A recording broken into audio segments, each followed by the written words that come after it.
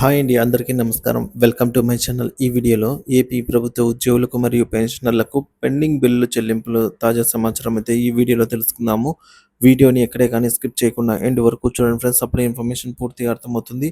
అలాగే వీడియో చూస్తున్న ప్రతి ఒక్కరు కూడా వీడియోకి ఒక లైక్ చేయండి. ఈ వీడియోని తోటి ఉద్యోగ పెన్షన్ మిత్రులతో అయితే షేర్ చేయండి. కొత్తగా మన ఛానల్ చూస్తున్నవారు సబ్స్క్రైబ్ చేసుకున్నట్లయితే దయచేసి మన ఛానల్‌ని సబ్స్క్రైబ్ చేసుకోండి. దీని ద్వారా నేను చేసే లేటెస్ట్ వీడియోస్ అన్నీ మీ వరకు రీచ్ అవుతాయి. ఇక ఆలస్యం చేయకుండా వీడియోలోకైతే వెళ్ళిపోదాము. ఫ్రెండ్స్, ఇక విషయానికి వచ్చినట్లయితే గనుక ఇక్కడ చూస్తున్నాం. ఏపీజీఎల్ఐ క్లెయిమ్స్, లోన్స్ సత్వరమే పరిష్కారం చేయాలని డైరెక్టరేట్ చేస్తూ ఉత్తర్వులు విడుదల అండి. సో, డైరెక్ట్‌గా ఉత్తర్వులైతే విడుదలయ్యాయి. దానికి సంబంధించినటువంటి మనం ఇక్కడ స్క్రీన్ పైన చూడొచ్చండి. బీమా నిర్దేశాలయము అంటే ఏపీజేఎల్ఐ ఆఫీస్ అండి. సాధారణ విభాగము, నిధి పోర్టల్, పాలసీదారుల సత్వర సేవలు అందజేయుట, అలాగే పర్యవేక్షకులకు మరియు పొరుగు సేవల సిబ్బందికి తగు సూచనలు మరియు ఆదేశాలను జారీ చేయుట గురించి అయితే ఈ మెమో మెమో నెంబర్ ఇక్కడ మనం స్క్రీన్ పైన చెక్ చేయొచ్చు. ఈ మెమో అనేది జారీ చేయడం జరిగింది. ఇందులోని సారాంశం ఏంటంటే, పర్యవేక్షణకు ఇక మీదట మేకర్ మరియు చెక్కర్ బాధ్యతలను నిర్వహించుటకై ఆదేశిస్తూ వారి వారి కార్యాలయంలో ఉన్నటువంటి పెండెన్సీని దృష్టిలో ఉంచుకొని ఎఫ్ఐఎఫ్ఓ ఫస్ట్ ఇన్ ఫస్ట్ అవుట్ను విధిగా పాటిస్తూ ఫిజికల్ ఫైల్లో ఉన్నటువంటి పాలసీ వివరాలను ఆధారంగా నిధి పోర్టల్లో ఉన్న ఎలక్ట్రానిక్ డేటాతో సరిపోల్చి పెండింగ్లో ఉన్న అన్ని క్లెయిమ్ అప్లికేషన్స్ మరియు లోన్ అప్లికేషన్స్ అమల్లో ఉన్న అన్ని నియమ నిబంధనలను పాటిస్తూ సత్వరమే డిస్పోజల్ కొరకై తగు చర్యలు గైకొనవలసి ఉంటుంది.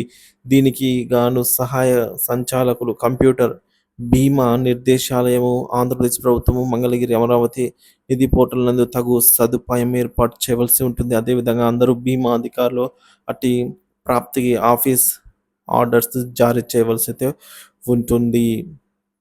సో, ఈ విధంగా సత్వర చర్యలకైతే మనకి ఉత్తర్వులు అయితే జారీ చేయడం జరిగిందండి. చూసుకోవచ్చు.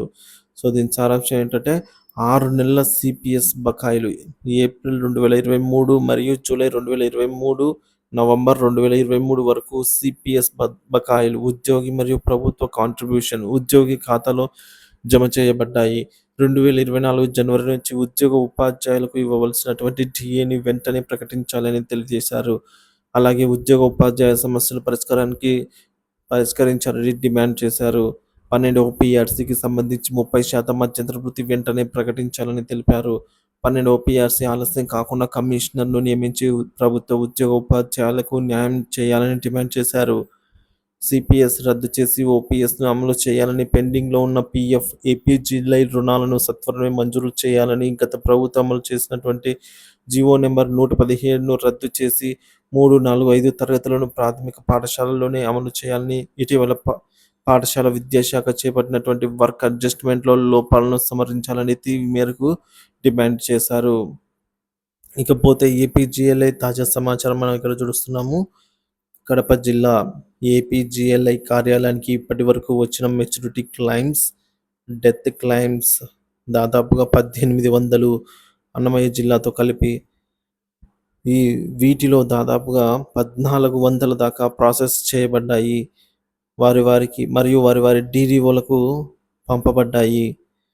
ఇంకనూ మిగిలిన క్లెయిమ్స్‌కు వారం రోజుల వ్యవధిలో పూర్తి చేసి డైరెక్ట్ కార్యాలయం నిర్దేశించిన నేపథ్యంలో రాబో వారంలో లేదా 10 దినాల్లో మొత్తం క్లెయిమ్స్ ఇక్కడ మిగిలినటువంటి ఏవైతే ఉన్నాయో వాటిని పూర్తి చేసి వారి డీడీఓ లాగిన్‌లో బిల్లు చేసుకోవడానికి పంపబడతాయని కడప ఏపీజీఎల్ఐ కార్యాలయ సూపరింటెండెంట్ వారైతే తెలియజేశారు.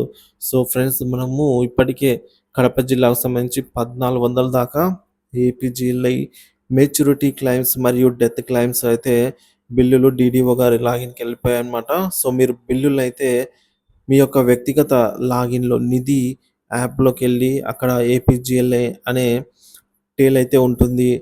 అక్కడికెళ్ళి మీరు సెల్ఫ్‌గానే మీరు లోన్స్, మెచ్యూరిటీ క్లెయిమ్స్ ఇది చేసుకోవచ్చనమాట. అప్లై చేసుకున్న వెంటనే అవి డీడీఓ గారి దగ్గరికెళ్ళి తర్వాత ఈ విధంగా ప్రాసెస్ అయితే ఉంటుంది. అది కూడా మనం చూద్దాము. సో, జెడ్‌పీ లాగిన్ సమాచారం అండి. సో, ఈ విధంగా జెడ్‌పీ అనేది ఈ పీఎఫ్, జెడ్‌పీ, జీపీఎఫ్ అనేది లాగిన్ అయిన తర్వాత మన యొక్క యాన్యువల్ పే స్లిప్స్ ఇవన్నీ చెక్ చేసుకోవచ్చు. తర్వాత డీడీఓలందరికీ ఒక ముఖ్య గమనిక. సిపిఎస్ ప్రతి నెల రికవరీలో మీరు ముఖ్యంగా గమనించవలసిన విషయం ఏంటంటే ప్రస్తుతం రిటైర్మెంట్ జరుగుతున్నవి. అంటే ఇప్పుడు రిటైర్మెంట్లు అవుతున్నారు ఉద్యోగులు. సిపిఎస్ రికవరీ అనేది రిటైర్మెంట్‌కి 6 నెలల ముందు నుంచి నిలుపుదల చేయాలి. సో, సిపిఎస్ వారి యొక్క ప్రాన్ ఖాతాలో జమ చేయడం అనేది 6 నెలల ముందు నుంచే ఈ రికవరీని నిలుపు చేయాలి. అలా కాకుండా రికవరీ చేసిన అది ఎన్ఎస్‌డీఎల్‌కు అప్‌లోడ్ కాదు. కావున జీతాల బిల్లులు చేసేటప్పుడు డీడీఓలందరూ ఈ విషయాన్ని దృష్టిలో పెట్టుకొని ఎవరైనా 6 నెలల్లో రిటైర్ అయిన వారి సిపిఎస్ ఉన్నచో రికవరీ చేయకూడదు. ఎవరైనా రికవరీ చేసినచో అటువంటి బిల్లు తిప్పివేయబడదు అని ఉప ఖజానా అధికారి డీడీఓ గారికైతే తెలియజేయడం జరిగింది. ఎస్‌టీఓ గారు డీడీఓ గారికి. ఇకపోతే మనము ఈ విధంగా ఏపీజీఎల్ఐ ప్రాసెస్ ఏంటనేది చెక్ చేసుకుందాము. ఫ్రెండ్స్ మనం ఇక్కడ చెక్ చేయొచ్చు. ఏపీజీఎల్ఐ సమాచారం అండి. ఏపీజీఎల్ఐ ఫైనల్ పేమెంట్స్ లోన్ మంజూరు కోసం ఉద్యోగులు వ్యక్తిగత లాగిన్‌లో సబ్మిట్ చేసిన తదుపరి డీడీఓ గారి లాగిన్‌లో సబ్మిట్ చేయడము. ఆ తదుపరి ఏపీజీఎల్ఐ కార్యాలయంలో 3 స్టెప్స్‌లలో అప్రూవల్ చేయడము. తర్వాత తిరిగి డీడీఓ లాగిన్‌లోకి రావడం జరుగుతుంది. ఇది ప్రాసెస్. డీడీఓ గారు సీఎఫ్ఎంఎస్‌కు లాగిన్‌లో మేకర్‌ను క్రియేట్ చేసుకొని హెడ్ అకౌంట్స్ సెలెక్ట్ చేసుకొని ఫైల్ సబ్మిట్ చేయవలసి ఉంటుంది. సో, ఇది ప్రాసెస్ అన్నమాట.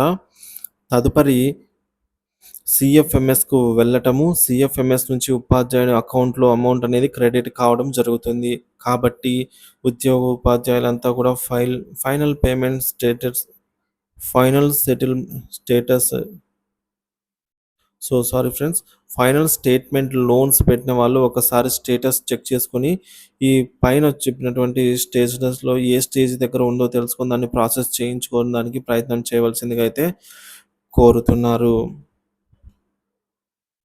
ఇకపోతే డిఏ, డిఆర్ వాస్తవ అరియర్స్ పరిస్థితి అండి. డిఏ, డిఆర్ అనేది 18 నెలల చెల్లింపులు జరగాలి. మొదటి విడత ఇవి 3 సమాన వాయిదాల్లో అయితే చెల్లింపులు చేస్తామని జీవో జారీ చేయడం జరిగిందండి.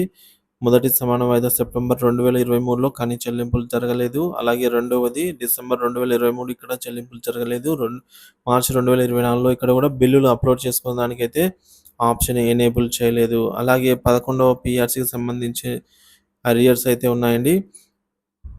క్వార్టర్లీ వన్స్‌గా 4 సంవత్సరాల్లో ఇక్కడ స్క్రీన్ మీద చూపిస్తున్నట్టుగా చెల్లింపులు చేయాలని ప్రభుత్వము నిర్ణయించింది. కానీ ఇంకా మొదటి విడత 10% అయితే జమ కాలేదు.